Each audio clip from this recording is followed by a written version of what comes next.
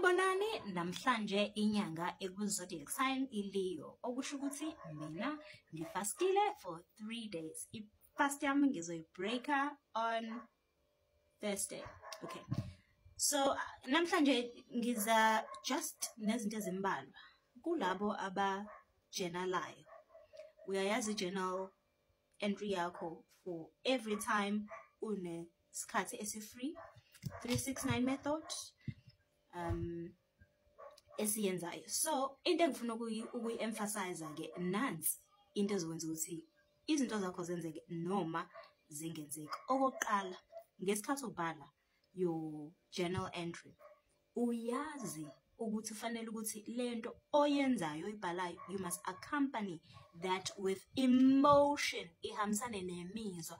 Uma imizwa ingekho, uma ungekho emotionally charged nge-journal entry yakho, khohlwa ngane wethu, ngeke kuze kwenzeke lokho kusho. If wena nje uyabhala nje ufuna nje ukuthi ugcwalise ubhale 3 times, 6 times and 9 times ngoba nakho i-instruction ibisho njalo, ngeke ize yenzeke. Fanele ukuthi ufake i-emotion. Uya-imagine leyo nto seyenzekile as if already seyenzekile because uyayibhala. I'm so happy and grateful now ukuthi XYZ. You imagine leyo scene emqondweni yakho ukuthi how are you going to feel? Uyifila manje leyo nto. You smile now because you are already receiving leyo nto othi wena ufuna ukuyithola. You imagine ukuthi izoza kanjani. How is it going to show up? Uma izo show up through cash or check or a notification, uyayibona i-bank balance yakho ikhombisa exactly that. Uya-imagine ukuthi what are you going to be doing now that you usunayo lento othi uyayifuna.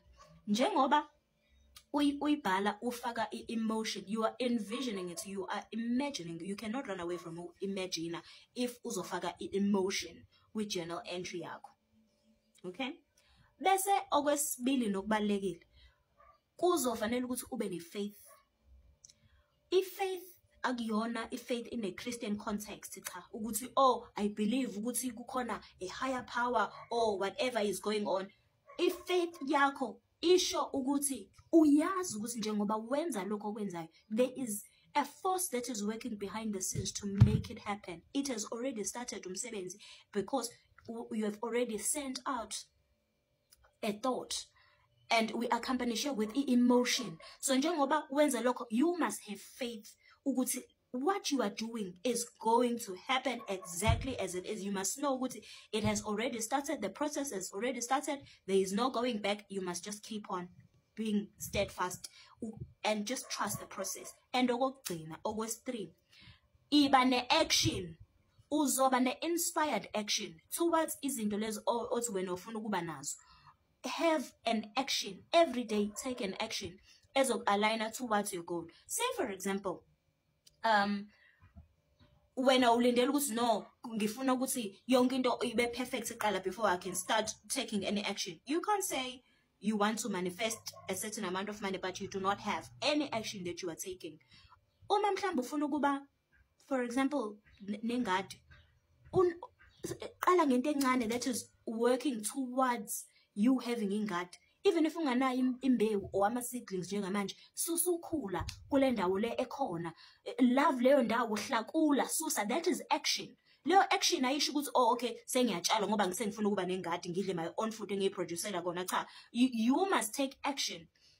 Yonke leyo action is leading you somewhere. That is what is making the universe, the law, the quantum field to pick signals from you so that izokwazi respond based on you, your actions, your emotions, and your persistent thoughts. You don't change your thoughts. You don't say now, oh, because it's been 1 month, it's been 2 months, this thing is not happening. You don't do that. You don't change. You don't say, oh, because manje akusebenzi and then I'm giving up. No, you don't.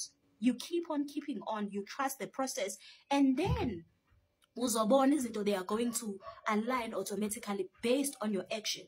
Imali is going to find you somehow, and then you are going to be able to have imali to buy this and that, so that uzokwazi ukuthi implement the lento othe ufuna ukuyenza.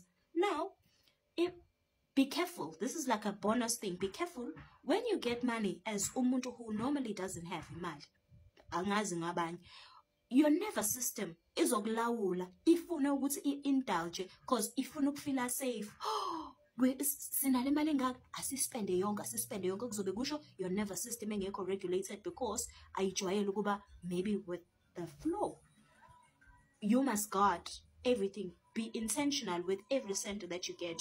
You are putting it towards a manifestation that is going to give you more and more and more. Okay.